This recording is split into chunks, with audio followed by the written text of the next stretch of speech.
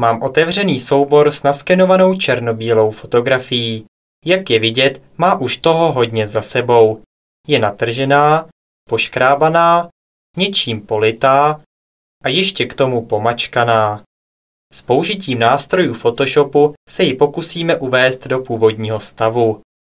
Budeme převážně pracovat s nástrojem Clone Stamp Tool, česky razítko, kterým budeme provádět tzv. Retušování. Nastavíme si velikost razítka asi na 25 pixelů a opacity neboli krytí na 100%. Dále si stiskem kláves Ctrl a plus zvětšíme fotografii.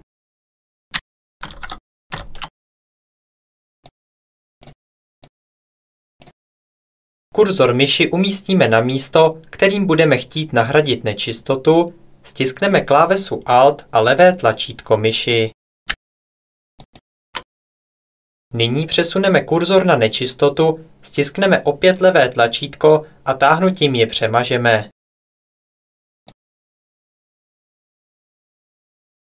Křížek ukazuje, odkud je brán vzorek pro kopírování. Takto odstraníme ještě tyto dvě skvrny. Dále se zaměříme na místo, kde je fotografie natržená. Nástrojem Polygon Lasso Tool vytvoříme okolo tohoto místa selekci. Ta ohraničí místo, kde se projeví kopírování.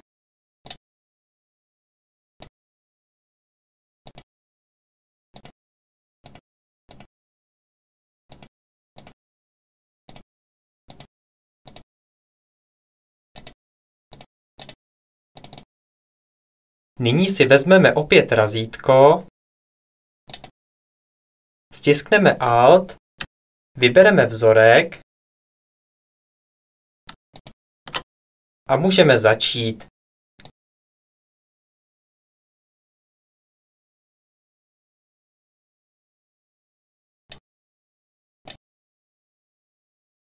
Stejným způsobem odstraníme poškrábání na kole děla a okně budovy.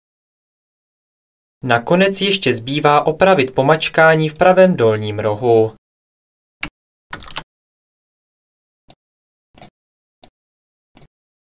Vybereme nástroj Burn Tool, pomocí něhož nejprve stmavíme světlé plochy.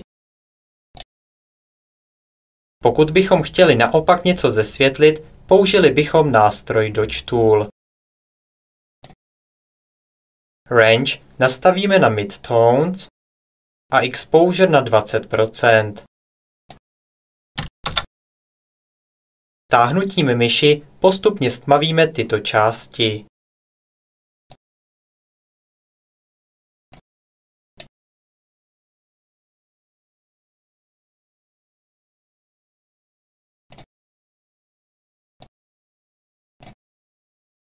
Dále polygonálním lasem vytvoříme výběr v části fotografie, která není poškozená.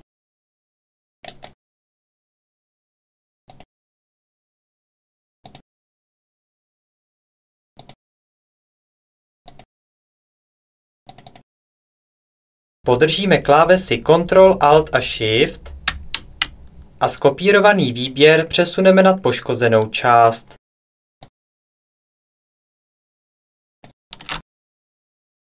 Odznačíme výběr a nesrovnalosti v přechodech zahladíme pomocí razítka.